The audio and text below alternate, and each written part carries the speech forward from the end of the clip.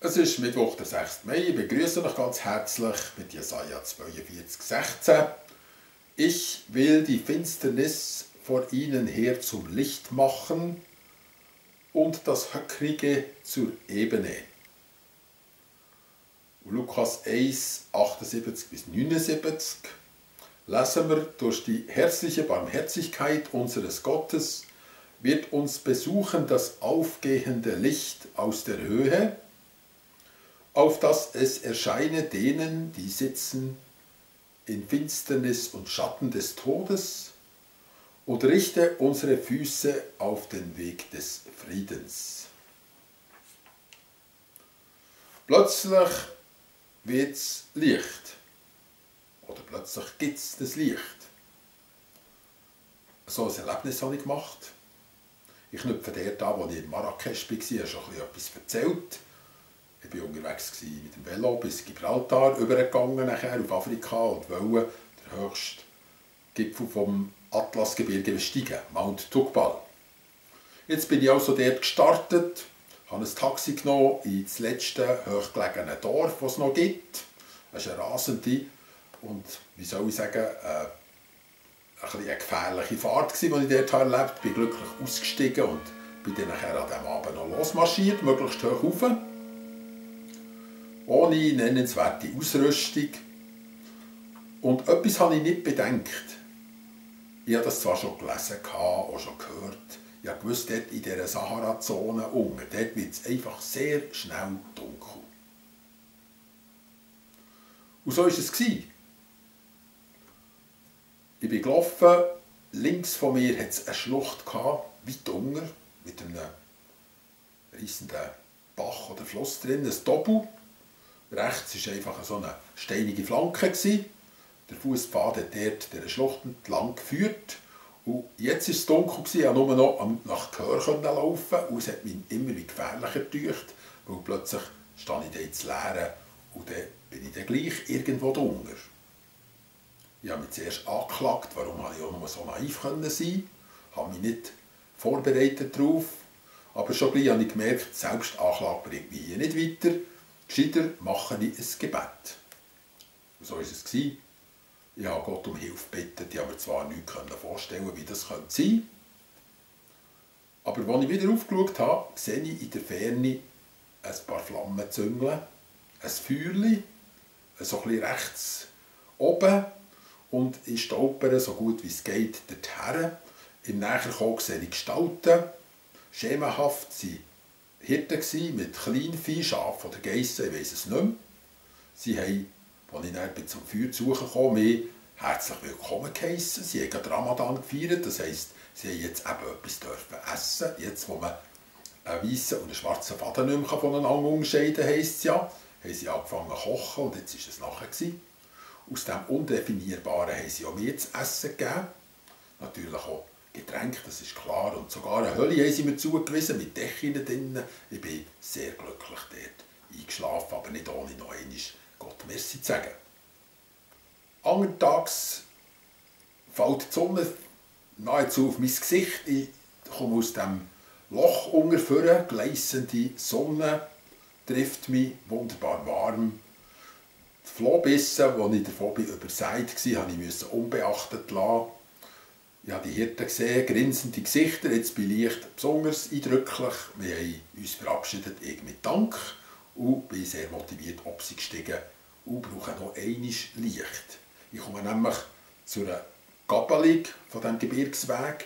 Der eine Gipfel rechts, der andere Gipfel links. Und welches ist jetzt der richtige? Dort steht ein Araber, wahrscheinlich ein Reiseführer, so wie er sich ausgibt. Und ich frage ihn. Dann hat er zuerst das Handzeichen gemacht, er müsste Geld haben und er würde mich dann dort raufbringen.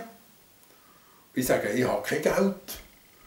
Er soll mir doch einfach sagen, was der Gipfel ist. Dann schaut er mich so an und ich merke, etwas geht in ihm vor. Dann sagt er, der da rechts. Dann sage ich, merci vielmals, ich gehe jetzt auf den da links. Ich bin gestiegen, weitergestiegen. Es war dann noch eine Kletterpartie. Irgendwann am Mittag komme ich auf den Gipfel, steht Mount Toubkal. Und Und dort oben ist eine britische Ausflugsgruppe, schwer mit Gepäck natürlich unterwegs. Sie haben gesagt, sie seien eine Expedition. Ich bin mir nicht so expeditionshaft vorgekommen in meinen Velohosen und meinen Turnschuhen. Aber ich habe es genossen, den Ausblick auf die Sahara runter, auf der anderen Seite.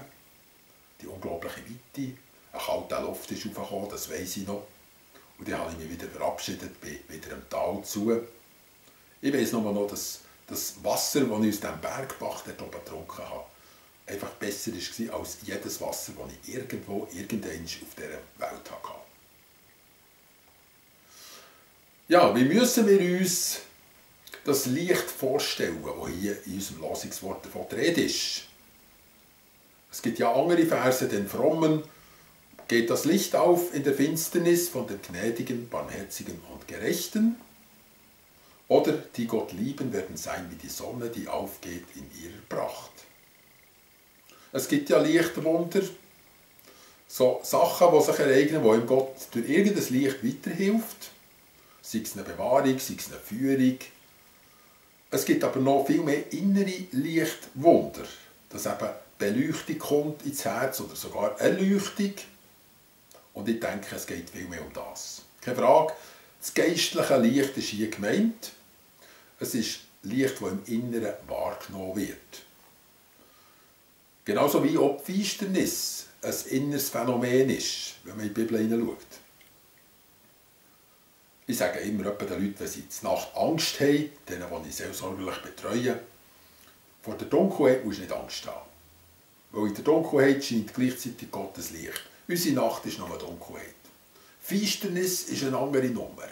Das ist ja das, was wir müssen, dass wir das Licht reinholen und alle Finsternis aus unserem Innersten samt allen Ängsten vertreiben können. Genauso das Licht. Es kann ja helllichter Mittag sein und doch lebt man in der Finsternis, das sagt Jesaja, wir tappen umeinander wie im Dunkeln am helllichten Tag. Oder der Friedrich Nietzsche, der eine Lampe genommen hat, mit am Tag durch den Merit gelaufen ist und gesagt, es ist feister, Gott ist tot. Das Licht ist eben Gott.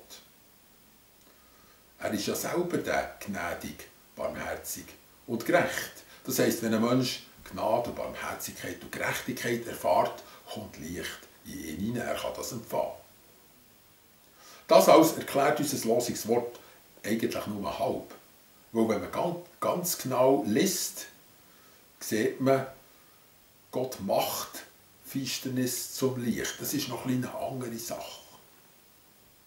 Ich will ja keine Wortklaubereien machen, keine Haarspaltereien, aber ich höre daraus etwas von einer Transformation. Es ist nicht ein Schalter, der gekippt wird, ähnlich wie es dann plötzlich dunkel wird oder wieder sehr schnell hell in diesen gewissen südlichen Zonen. Sondern das, was finster ist, soll hell werden. Finsternis ist ja nicht einfach das Nichts. Finsternis im Herz des Menschen ist ja etwas. Es ist eine Macht, es ist Sünde, es ist Schuld. Es ist ja auch noch eine Person, die Finsternis ist. Genauso wie Gott selber eine Person ist, die das Licht ist. Wenn Gott anfängt, dir Ungnade zu zeigen, die du an den Tag gelegt hast, wenn er dir Unbarmherzigkeit nachweist, wo du die Früchte davon geniessen musst, wenn er dir Ungerechtigkeit zeigt, wo du zu einem Prinzip hast gemacht, zu einer Strategie, für vorwärts zu kommen, dann passiert eben nachher etwas. Es fängt an mit Schmerz, es fängt an mit Reue, es kommen auch Verletzungen vor, die hinter dem Ganzen lauern oder auch liegen. Es kommen ganze verlorene Jahre oder Jahrzehnte ans Licht und das tut alles sehr weh. Und in diesem Schmerzens- und Reueprozess, in dieser Buße, passiert Verwandlung in ein neues Wesen.